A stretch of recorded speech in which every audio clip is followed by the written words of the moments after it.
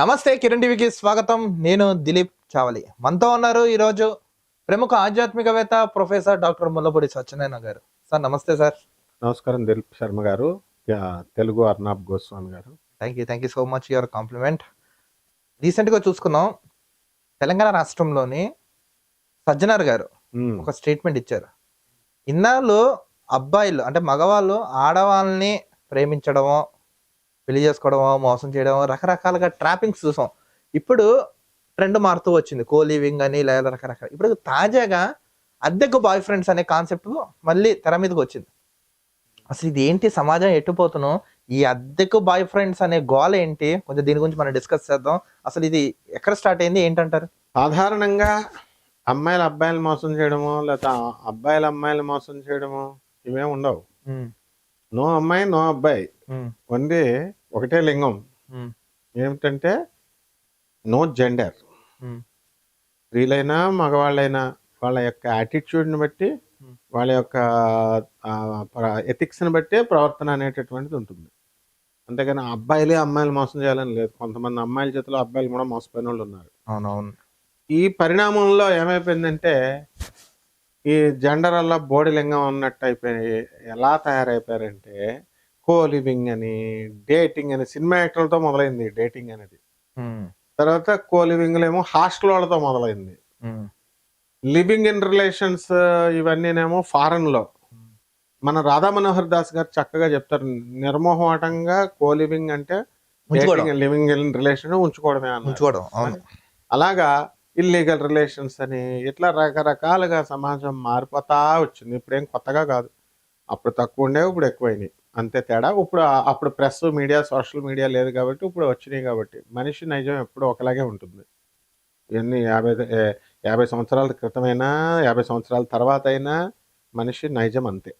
ఇప్పుడు ఈ అద్దెకు బాయ్ ఫ్రెండ్ అనేటటువంటి కాన్సెప్ట్ అమ్మాయిలు జాగ్రత్త అంటూ సజ్జనార్ గారు చెప్పిన తర్వాత, అలర్ట్ చేసిన తర్వాత అమ్మాయిలని, అప్పుడు ఈ కాన్సెప్ట్ అనేటటువంటిది ప్రజల్లోకి వచ్చింది. ఒక్క గంట కాఫీ మీట్కి తాగడానికి 499 రూపాయలు అంట. ఇప్పుడు ఇది ఎవరో తెలుసా, ఇది బాటా షూ వాళ్ళు 499 రూపాయలకి ₹1 తగ్గిస్తారు. 5 అంటే 500 అయిపోద్ది కదా, ₹1 అంటే 400లోనే ఉంటుందని తక్కువ అన్నట్టు చూపించడం. అదే అలా ఈ యొక్క రిలయన్స్ వాళ్ళు వీళ్ళు 299కి మీకు ₹1 అంటారు. నెలల్లో 28 రోజులే ఇస్తారు, 31 రోజులు ఇవ్వకుండా వచ్చిన. అలా ఎలా అయితే ఇది బిజినెస్ స్ట్రాటజీ అనమాట. ఆ టైప్లో వీళ్ళంతా కూడా సైబర్ నేరగాళ్ళు ఈ ఆర్టిఫిషియల్ ఇంటెలిజెన్స్తో అందమైన అబ్బాయిల్ని బొమ్మలు తయారు చేయడం, అలాగే ఇప్పుడు ఆ ఫొటోస్ అందమైన అబ్బాయిలు నీలాంటి వాళ్ళు అందరూ తీసుకొని వెబ్సైట్లలో పెట్టడం, ఇలా అంతా కూడా చేసుకుంటూ వస్తున్నారు. ఒక్క గంట కాఫీ మీటింగ్ కలవాలంటే 499 రూపాయలు ఆ అబ్బాయికి చెల్లిస్తే వాడు వస్తాడు అన్నట్టు. అలాగే 10 గంటల తోడుకి 4,999 రూపాయలు. చూడు, ఒక్కొక్క రూపాయి అన్ని బిజినెస్ లాగా తక్కువ. సో షాపింగ్, సినిమాలకు వెళ్ళాలా, పెళ్ళిళ్ళకి వెళ్ళాలా, తోడు రెడీ, సినిమాలు తీశారు, మనం డూప్లికేట్ భర్త కింద తీసుకెళ్ళడం, ఇవన్నీ కూడా ఆనాడు మిస్ అమ్మ దగ్గర నుంచి వచ్చింది. ఎన్టీఆర్ గారు, సావిత్రి గారి దగ్గర నుంచి ఆ సినిమా కాన్సెప్ట్ అంటే ఏంటి, ఆ కాలంలో కూడా ఇలాంటివి ఉన్నాయి. తర్వాత సోషల్ మీడియాలో ప్రకటనలు ఇచ్చుకుంటున్నారు వీళ్ళు. నెక్స్ట్ కిరాయి స్నేహితులు అవుతారు ఎప్పుడైనా, వాళ్ళు కాదు క్రిమినల్స్ వాళ్ళు అని చక్కగా అందమైన కుర్రాళ్ళు కాదు, అవన్నీ ఏ ఫోటోలు. యువతలకు సిపి సజ్జనార్ గారు హెచ్చరిక చేశారు, ఇలా మోసపోకండి అమ్మా అని. ఇక్కడ ఒంటరితనంతో అనుభవిస్తున్నాం, ఇది ఒక సెంటిమెంట్ అనమాట. ఒంటరితనంతో ఉన్నాం, డిప్రెషన్ అని. ఇటీవల నేను వైవిఎస్ గిరి గారిని ఉన్నారు, గుంటూరులో ఉంటాడు. ఆయన వాళ్ళ తమ్ముడు, వాళ్ళ కజిన్ ఎవరో ఉంటే, ఎక్కడ మనం ఏజీ క్వార్టర్స్ లో మనం కూడా వెళ్తే పాపం ఆ అబ్బాయి, వాళ్ళ కజిన్ అబ్బాయి కొంచెం ఒంటరిగా, ఇంకా పెళ్లి కాలేదు, కొంచెం హ్యాండిక్యాప్డ్ పాపం, బ్రాహ్మడు. అయితే ఆ అబ్బాయి మనం వీడియోలు చేసుకుంటుంటే నేను వెళ్ళి అక్కడ ఆయన పక్కలో పడుకున్నాను కదా, నేను నువ్వు వైవిఎస్ గిరి గారు పడుకున్నారు, పాములు ఉన్నాయి జాగ్రత్త అన్నారు. పాములు వచ్చేస్తాయి, ఇదేంట్రా బాబు ఏజీ క్వార్టర్స్ లో పాములు, ఆ రోజు రాత్రి అంతా నిద్ర పట్టలేదు పాములు. సో అతను ఏమన్నాడంటే, ఏమండి మీరు నా పక్కన పడుకుంటే నాకు కళ్ళంట నీళ్లు వచ్చేసినాయి గురుగారు అన్నాడు. పాపం జాలేసింది నాకు. హ్యాండిక్యాప్డ్ చేయి సరిగ్గా పనిచేయట్లేదు ఒకటి, అండ్ పెళ్లి కాలేదు పాపం. మానసికంగా ఒంటరితనం. అంటే చూడు, అంటే ఏజ్లో ఉన్న పాపం అతను ఇంకా ఒంటరితనం అనిపిస్తున్నాడు. ఏజ్ అయిపోయిన వాళ్ళు ఇంకెంత ఒంటరితనం. సో ఈ ఆడవాళ్ళే కానీ వీళ్ళ కానీ ఒంటరితనంతో బాధపడుతున్నారా? మీతో కాఫీ తాగేందుకు, సినిమాకు వెళ్ళేందుకు ఓ అందమైన అబ్బాయి తోడు కావాలా? ఇది ప్రకటనలు. మరి అది కూడా 50% డిస్కౌంట్. ఆహా. ఏదో చందన రమేష్ బట్టలలాగా. ఇన్స్టాగ్రామ్, టెలిగ్రామ్, ఫేస్బుక్ తదితర ఇలాంటి సోషల్ మీడియాలు ఉన్నాయి కదా, వీటిలన్నిటిలో కూడా మీడియా ప్లాట్ఫామ్ల మీద ఇలాంటి పోస్టులు కనిపిస్తున్నాయి. ఇప్పుడు కనిపిస్తే ఒక్క క్షణం ఆగండి, వెళ్ళకండి మీరు అని చెప్తున్నారు. గంట కాఫీ మీటికి 499, అండ్ సినిమా డేట్కు 1249 రూపాయలు, షాపింగ్కు తోడు రావడానికి 1499, ఈవెంట్లు లేదా పెళ్లిళ్ళకు తోడుగా రావడానికి 1999 రూపాయలు, 10 గంటలు కనుక తోడుగా ఉన్నట్లయితే 4990 మళ్ళీ రేట్లు ఫిక్స్డ్ రేట్లు, దానికి 4499 రూపాయలు చెల్లిస్తే చాలు అంటూ ఆకర్షణీయమైనటువంటి కుర్రాళ్ళ ఫోటోలతో కనిపించేటటువంటి పోస్టుల మాయలో కనుక మీరు పడ్డారనుకో, మీ బ్యాంకు ఖాతా ఖాళీ అని చెప్పారు. అంటే ఇలా ఇటీవల ఏమైపోయిందంటే, మనం కనుక చూస్తే సోషల్ మీడియాలో హల్చల్ చేస్తున్నాయి ఈ అడ్వర్టైజ్మెంట్స్. రెంట్ బాయ్ ఫ్రెండ్ అని. సో ఈ ప్రకటనల వెనుక సైబర్ నేరగాళ్ల ముఠా దాగి ఉందని చెప్పేసి Hyderabad commissioner, police commissioner CP గారు, మన dynamic boss CP Sajjanar, VC Sajjanar గారు హెచ్చరించారు. బాగుంది. మరి ఈ తరహా పట్ల ఇలాంటి ప్రకటనలు చూసి చాలా అప్రమత్తంగా ఉండాలి. అంతేగాని ఆకర్షితులైపోకంటారు నాయన. యువతులు మహిళల్ని హెచ్చరిస్తూ ఎక్స్ ప్లాట్ఫామ్ మీద ఆయనకి ఏమవసరం పాపం. అలాగే షీ టీమ్స్ కూడా ఎప్పటికప్పుడు వార్నింగ్లు ఇస్తూ ఉంటాయి, ఎన్ఆర్ఐ పెళ్లి కొడుకులను చేసుకోవద్దు, చేసుకుంటే కనుక ఫుల్గా తెలుసుకోండి, తెలుసుకుని వివరాలు తెలుసుకోండి. అంతేగాని ఎన్ఆర్ఐ కదా ఫారెన్ లో ఉంటాడు, మనం కూడా లండన్ మోజు, అమెరికా మోజు, దూరపు కొండలు నూనెపని వెళ్ళిపోకండి అమ్మా అని పాపం హెచ్చరిస్తాయి. అయినా జనం వినరు. సో ఇలాంటి పోస్టు ఒకటి పెట్టారు. ఇలాంటి మోసాల బారిన పడినా లేదా అనుమానాస్పదమైనటువంటి పోస్టులు కనిపిస్తే కనుక వెంటనే సైబర్ క్రైమ్ హెల్ప్ లైన్కి చేసేయమన్నారు. ఓకే, బాగుంది. అయితే ఈ యొక్క ఏఐతో మాయ చేస్తున్నారు వీళ్ళు సైబర్ నేరగాళ్ళు. ఏఐతో, ఆర్టిఫిషియల్ ఇంటెలిజెన్స్. సైబర్ నేరగాళ్ళు ఏఐతో సృష్టించినటువంటి, మొన్న చచ్చిపోయిన శోభన్ బాబు గారిని అప్పుడు హీరోగా చూపించారు, మళ్ళీ డెడ్ బాడీ అని తమ్మనేల్లో సన్నగా సిక్ అయిపోయిన శోభన్ బాబు గారిని చూపించారు. అసలు శోభన్ బాబు గారు ఒక నాకు దశలో సినిమా ఎండింగ్ అయిపోయిన తర్వాత మంచి వయసులో ఉన్నాను, ఇంకా వెళ్ళిపోయారు. ఇంకా నేను కనబడకూడదు, అందరూ నన్ను ఆరోపణలోనే చూసుకోవాలి, నా ఓల్డేజ్ చూడకూడదు అని ఏఐతో తయారు చేస్తారు. ఏఐతో చనిపోయినటువంటి వాళ్ళ హీరోల్ని అందరినీ కూడా ఎంఎస్ నారాయణని, తర్వాత ఇంకో హీరోని శ్రీహరి గారిని తయారు చేసి పెళ్లిళ్ళలో ఈవెంట్స్లో వస్తున్నట్టు, గుడి దగ్గర నుంచి వస్తున్నట్టు వీడియోలు వచ్చినాయి మనకి ఏఐలో. సో అందమైన కుర్రాళ్ళ ఫోటోలను ప్రొఫైల్ పిక్చర్గా పెడుతూ లేదా ఇంటర్నెట్ నుంచి సేకరిస్తున్నారు. చేసి మెసేజ్ చేసినటువంటి అమ్మాయిలతో ఏమని చేస్తున్నారంటే తీయటి మాటలు మాట్లాడతారు. ఎప్పుడైనా సరే మన కస్టమర్స్ ఉండరు, చూసావు కదా, మనం తిట్టి పడేస్తాం కాబట్టి. అదే స్వీట్గా మాట్లాడే వాళ్ళకి, జ్యోతిష్కులకి, వీళ్ళకి అందరికీ ఏం చేస్తారు, స్వీట్గా గురువు గారండి ఇదండి. మనం గట్టిగా తిట్టి పడేస్తే సజ్జనార్ గారు కొంటారు, తర్వాత మనకుంటారు అభిమానులు, షీ టీమ్స్ కొంటారు. అసలు చేసేది, హెల్ప్ చేసేది పోలీసులు. పోలీసులు ఎటువంటి వాడినైనా అరెస్ట్ చేస్తున్నారా, చేయట్లేదా? ప్రతి ఒక్కడిని ఏ కేసు పెట్టండి, వాళ్ళు నిజంగా చేసి కోర్టు ముందు పెడుతున్నారు. కోర్టులో లాయర్లు బెయిల్ ఇప్పించేస్తుంటే ఇంకా వాళ్ళు ఏం చేస్తారు? అంటే ఇట్లా ఈ తీయటి మాటలు చెప్పేటటువంటి వాళ్ళకి వీళ్ళు సంభాషణలు మొదలు పెడతారు. మళ్ళీ బుకింగ్ ధృవీకరణ చూడు, దాని పదాల పేర్లు చూడు. బుకింగ్ ధృవీకరణ, registrations, confirmations, security deposit and కాలేజీలో చేరుతున్నట్టు, అడ్వాన్స్ అమౌంట్ పేరుతో ఈ యొక్క డిజిటల్ వ్యాలెట్స్, మళ్ళీ పేర్లు బ్రలే ఉంటాయి, క్యూఆర్ కోడ్లు, వీటి ద్వారా వేలాది రూపాయలు వసూలు చేసేసి ఆపై అకౌంట్లను ఏం చేస్తారంటే బ్లాక్ చేసేస్తారు వీళ్ళు.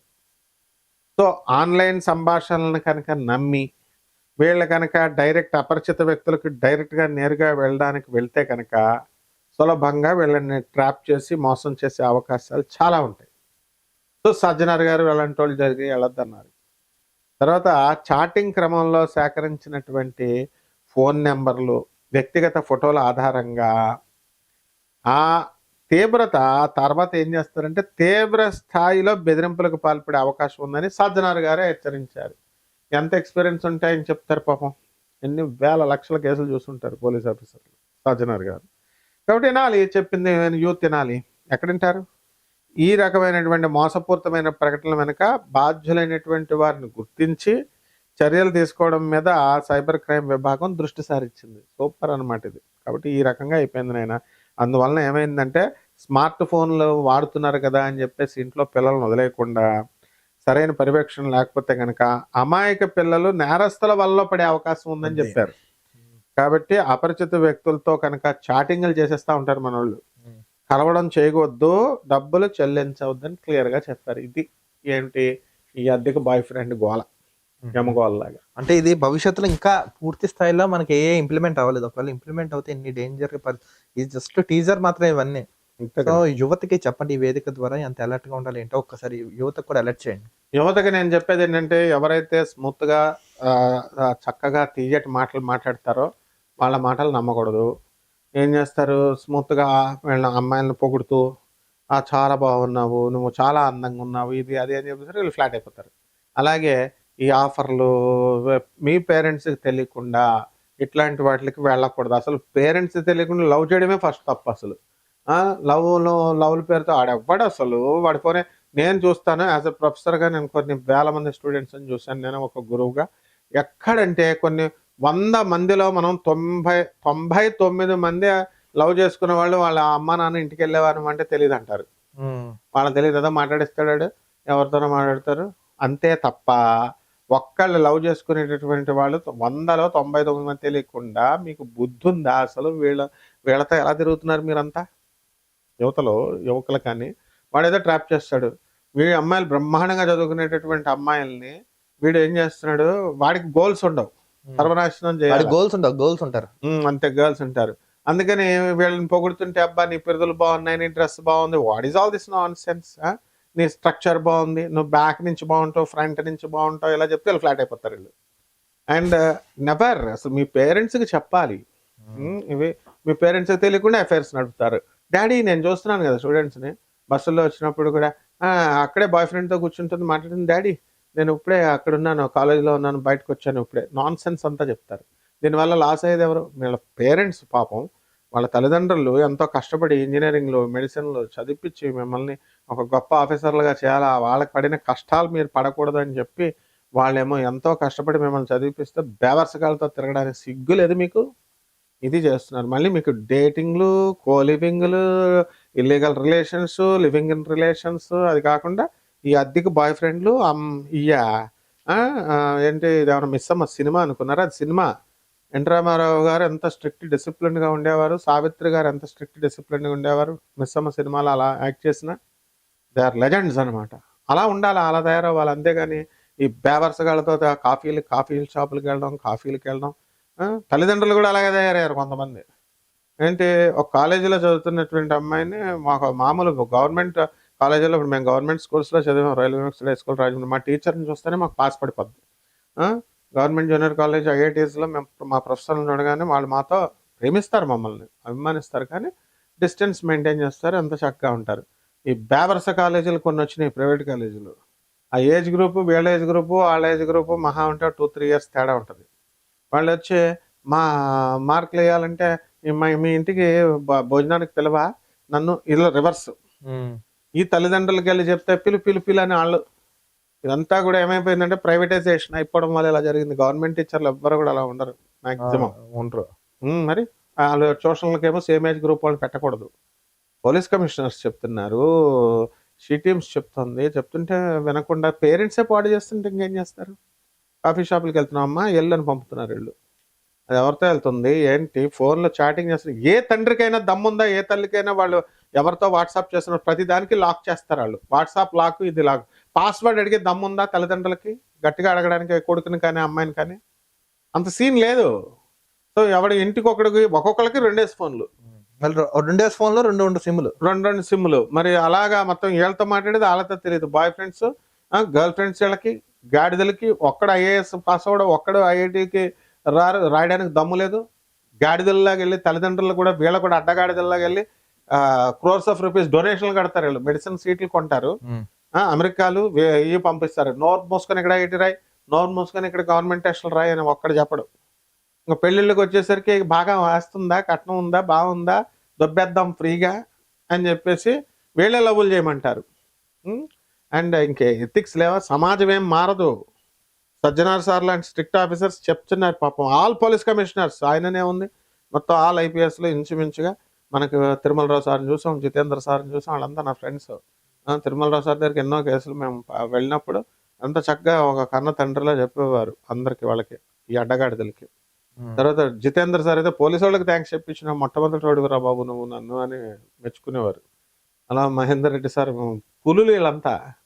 ఏది మరి వాళ్ళు ఎంతమంది చెప్తున్నా సరే, సురేంద్ర బాబు సార్ దగ్గరికి వెళ్ళమని చూస్తాను ఒక్కొక్కడిని, అనురాధ మేడం వీళ్ళ దగ్గరికి. మంచివాళ్ళు వాళ్ళు, పెద్దవాళ్ళు చెప్పేది వినకుండా వీళ్ళు ఇష్టం వచ్చినట్టు చేస్తే ఇలాంటి వాళ్ళే వస్తారు. మొత్తం ఇలాంటి యాడ్ ఇచ్చిన వాళ్ళందరినీ బొక్కలో పెట్టేసేసి కేసులు ఫైల్ చేస్తే సైబర్ నేలగాళ్ళగా గడత గుడ్డ. సైబర్ క్రైమ్ అప్పటికే చేస్తుంది పాపం. కాబట్టి యువతలో మార్పు రావాలి, యువతలో రావాలి, మనిషిలో రావాలి, మగాళ్ళల్లో రావాలా, ఆడవాళ్ళల్లో కూడా రావాలా. ఎందుకంటే మంచి వాళ్ళతో మాట్లాడాలా, మంచి గోల్స్ ఉండాలా, పేదవాళ్ళకి హెల్ప్ చేయాలా. మీ నాన్నోళ్ళు చదివించిన చదువు పేదవాళ్ళకి ఉపయోగించి ఎంతో నీకు అంత బ్లెస్సింగ్స్ ఉంటాయి. అది ఏం చేయరాళ్ళు బేవర్స్ గాళ్ళతో తిరిగి నీ కెరీర్ పాడు చేసుకుని, ఆడ ఎలాగో బేవర్స్ గడైపోయి ఆడ కెరీర్ ఎలాగో పోద్ది. నీ కెరీర్ పాడు చేసుకుని నీకు ఉపయోగం లేక, తర్వాత నీ పిల్లలకి ఉపయోగం లేక, నువ్వు పేదవాళ్ళు every one will have greater expectations on your fellow beings అని చెప్తారు ప్రభాత్ రంజన్ సర్కార్, ఆనందమూర్తి గారు, మన గురువు గారు.